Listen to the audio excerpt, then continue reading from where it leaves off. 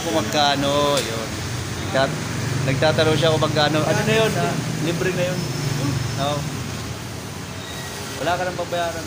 Wala nga pang kabuhayan. So yun lang pinagkakitaan, tinatagapan ng nagginagawa. Okay na yun. Libre na yun. Okay, salamat sa inyo. O yan. Sana dumami ka na rin. Sana dumami ka na rin.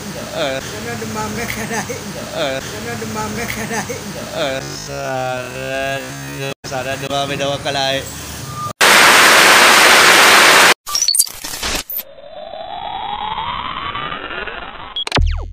Yan mga kapatid, tapos na tayo ngayong gumawa dun sa ginagawa kong Star Rex na yun. Ano yung pan-tricycle, yung kay tatay. So titingnan natin kung anong ginagawa niya. Nakatulog na kasi siya. Silipin natin, tapos magugulat siya sa sasabihin ko sa kanya. Tingnan natin kung anong reaction niya. Ayan, puntahan natin. Tingnan natin dito. Ayan, okay. Tulog na si tatay. So dadahan-dahanin lang natin siyang gigisingin. Baka mabigla naman to pag nagising. Ayan. Tay, gising na. Ayos na. Wala nang ulan. Okay.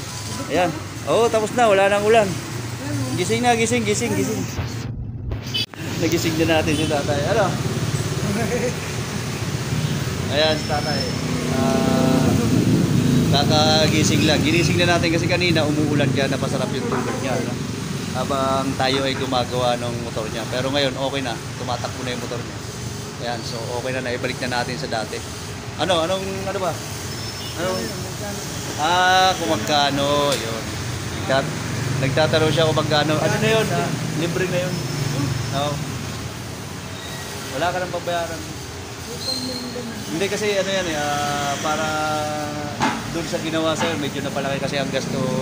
Medyo napalaki ang gasto niya doon sa pagpapagawa niya ng Biyernes. Ano? Kaya sa ngayon, i-free na lang natin sa kanya yung gawa muna kasi pansinin nyo naman yung motor ni tatay.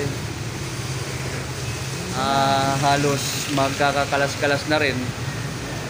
Wala nga pang kabuhayan. So yun lang pinagkakitaan, tinatagapan ng nagginagawa. Okay na yun. Libre na yun. Okay, salamat sa inyo. O yan. Sana dumami ka na rin.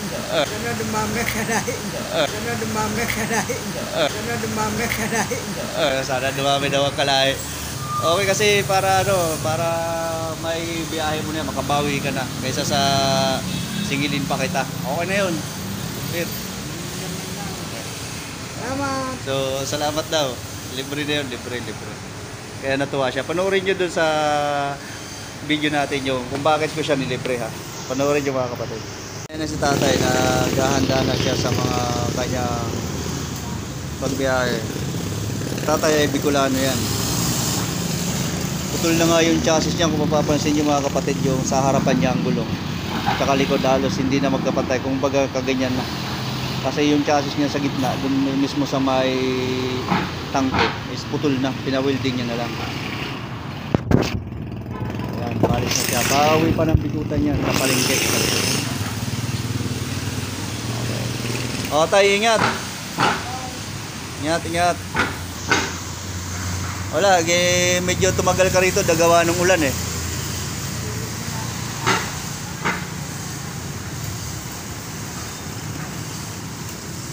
Palis na siya tayo. Okay tayo, ingat. Ingat. Bye-bye daw, bye-bye. Parang hirap i-drive na tricycle ni tatay.